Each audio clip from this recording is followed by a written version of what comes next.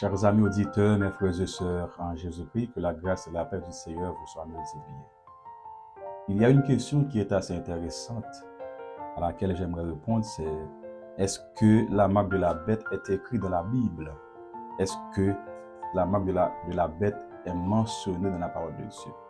C'est une question importante que nous estimons qui est très très intéressante. Nous voulons bien apporter une réponse à cette interrogation. Est-ce que la marque de la bête est écrite dans la parole de Dieu? Il y a plusieurs textes de la parole de Dieu, plus précisément dans l'Apocalypse, qui nous parlent de la marque de la bête.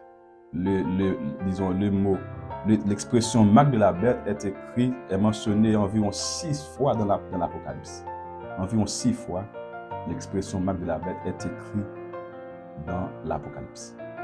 L'un des textes qui nous parle de la marque de la bête, c'est Apocalypse chapitre 13, versets 16 et 17.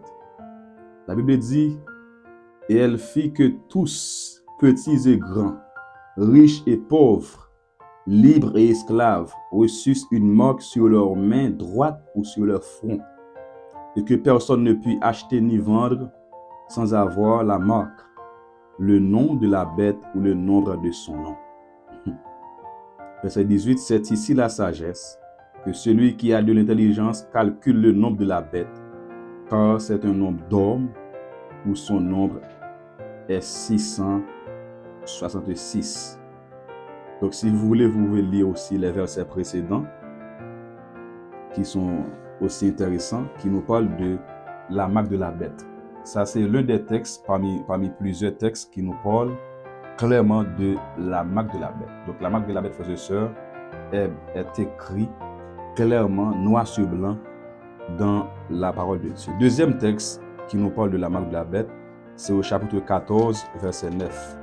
Apocalypse chapitre 14, le verset 9. La Bible dit, un troisième ange les suivit, en disant d'une voix forte, si quelqu'un adore la bête et son image, et reçoit une marque sur son front ou sur sa main, verset 10, il boira, lui aussi, du vin de la fureur de Dieu, versé sans mélange de la coupe de sa colère, et il sera tourmenté dans le feu et le soufre, devant les saints anges et devant l'agneau.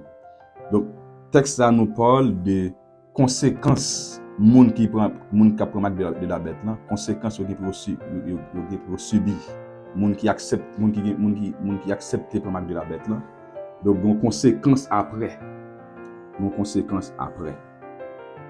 Le troisième texte qui nous parle de la marque de la bête, c'est au chapitre 16 verset 2. Apocalypse chapitre 16 verset 2 nous parle également de la marque de la bête. La Bible dit, le premier alla et il versa sa coupe sur la terre, et un ulcère malin et douloureux frappa les hommes qui avaient la marque de la bête et qui adoraient son image. Le premier alla et il versa sa coupe sur la terre, et un ulcère malin et douloureux frappa les hommes qui avaient la marque de la bête et qui adoraient son image.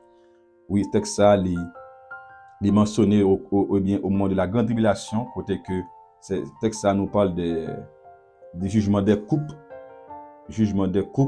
côté que il y a une coupe qui est pour tomber bien sous monde qui prend marque de la bête là, il faut subir également le jugement de Dieu. Il faut subir également le jugement de Dieu. Il y a un autre texte au chapitre 19 verset 20 qui nous parle de la marque de la bête. Apocalypse chapitre 19 verset 20 nous parle également de la marque de la bête. Chapitre 19 verset 20. La Bible dit que et la bête fut prise, et avec elle le faux prophète qui avait fait devant elle les prodiges par lesquels il avait séduit ceux qui avaient pris la marque de la bête et adoré son image.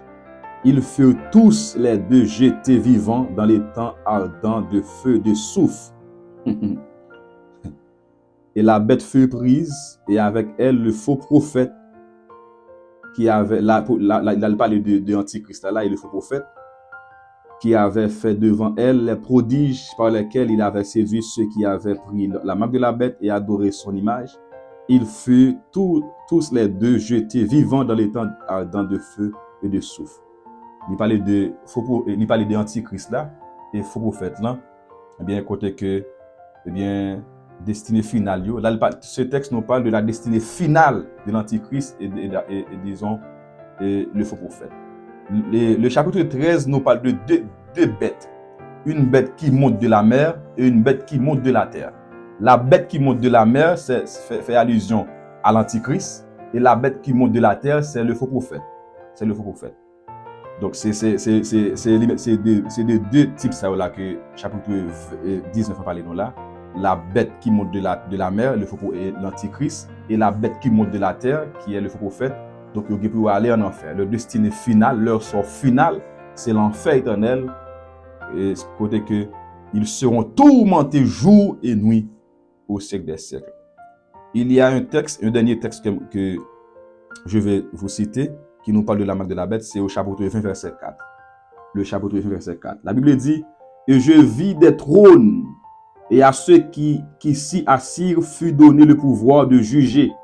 Et je vis les âmes de ceux qui avaient été décapités à cause du témoignage de Jésus-Christ et à cause de la parole de Dieu. Et de ceux qui n'avaient pas adoré la bête, ni son image, et qui n'avaient pas reçu la marque sur leur front et sur leurs mains. Ils revinrent à la vie et ils régnèrent avec Christ pendant 1000 ans. » Ce texte-là nous parle de la résurrection des martyrs de la grande tribulation. Donc, ceux qui avaient refusé la marque de la bête. Disons, ça qui pendant la grande tribulation. Je vous rappelle que la marque de la bête sera en vigueur pendant la période de la grande tribulation. C'est vrai qu'il y a un pile commentaire qui dit que la marque de la bête est déjà en vigueur, etc.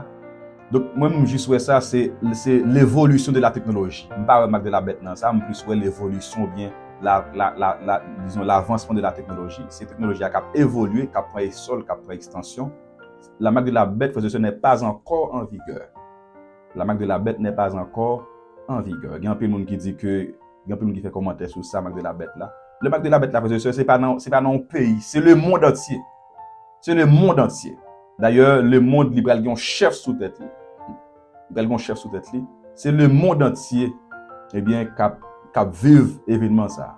C'est pas États-Unis, c'est pas la France, mais c'est le monde entier, eh bien, qui pour vivre, eh bien, période ça. Ce texte-là nous parle, eh bien, nous parle de ceux qui auront refusé la marque de la bête, Mounzayo, pendant la grande tribulation.